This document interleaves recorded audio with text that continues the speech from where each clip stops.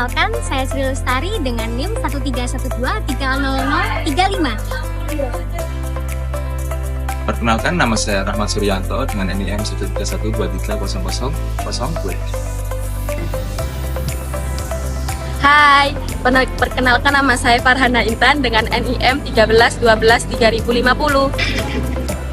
Perkenalkan, nama saya Rifa Lusana Inggolan dengan NIM 131230029.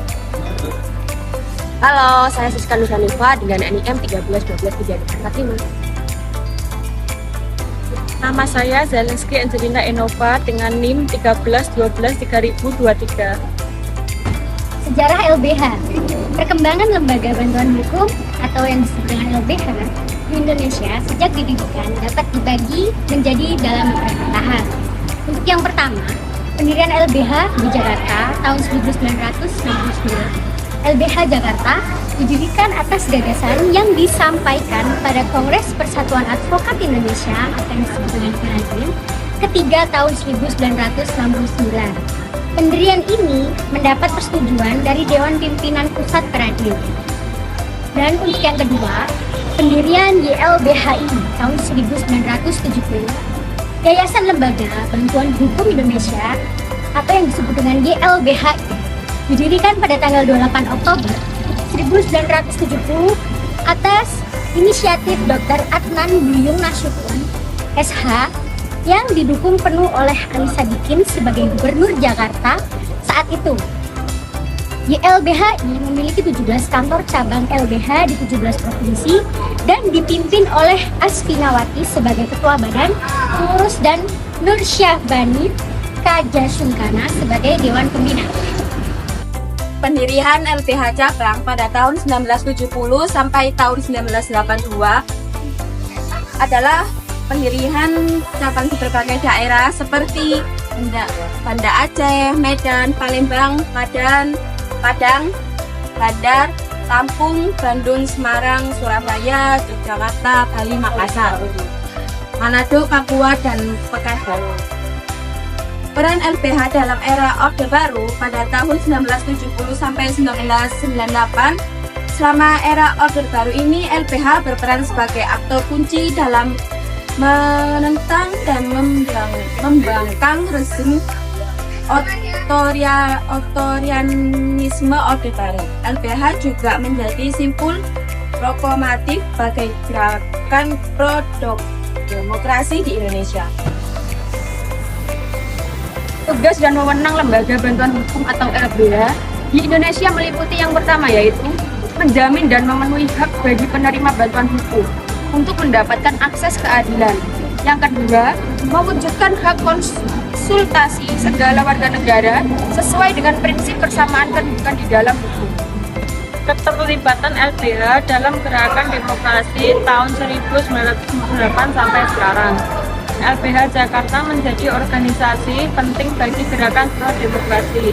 Hal ini disebabkan upaya LBH Jakarta membangun dan menjadikan nilai-nilai hak asasi manusia dan demokrasi sebagai pilar gerakan bantuan hukum di Indonesia. 6. Pengembangan konsep bantuan hukum sampai sekarang. Konsep bantuan hukum di Indonesia telah berkembang dengan fokus pada bantuan hukum individual dan struktural. Bantuan hukum individual membantu individu yang tidak mampu dalam memperjuangkan hak-haknya, sedangkan bantuan hukum struktural bertujuan untuk menumbuhkan kesadaran dan pengertian masyarakat dan akan pentingnya hukum. Dengan demikian, LBH memiliki peran penting dalam sejarah bantuan hukum di Indonesia, terutama dalam era Orde Baru dan gerakan demokrasi. Untuk yang ketiga, menjamin kepastian penyelenggaraan bantuan hukum. Dilaksanakan secara merata di seluruh wilayah Negara Republik Indonesia. Untuk yang keempat, mewujudkan peradilan yang efektif, efisien, dan dipertanggungjawabkan. LBH juga memiliki tugas untuk menjamin dan memenuhi hak bagi penerima bantuan hukum, serta mewujudkan peradilan yang efektif dan efisien. Kesimpulan terkait Lembaga Bantuan Hukum (LBH) sebagai lembaga negara penunjang adalah sebagai berikut. 1. Tujuan LBH. LBH bertujuan untuk memberikan bantuan hukum secara cuma-cuma kepada masyarakat. yang kurang mampu, terutama dalam penegakan hukum progresif dan pemberian bantuan hukum kesejahteraan. Yang kedua, kendala LBH. Kendala yang dihadapi LBH antara lain rendahnya kesadaran dan penegakan hukum masyarakat miskin, kurangnya pendanaan dan keterbatasan anggaran. Yang ketiga, peran LBH. LBH berperan sebagai organisasi kemasyarakatan yang memberikan bantuan hukum secara cuma-cuma, memastikan keadilan, dan mendapatkan bantuan hukum yang layak bagi masyarakat miskin. Keempat, akreditasi LBH. LBH harus diakreditasi oleh pemerintah untuk memperoleh dana bantuan hukum dan memenuhi kelayakan sebagai lembaga yang berhak memberikan bantuan hukum. Kelima, biaya bantuan hukum.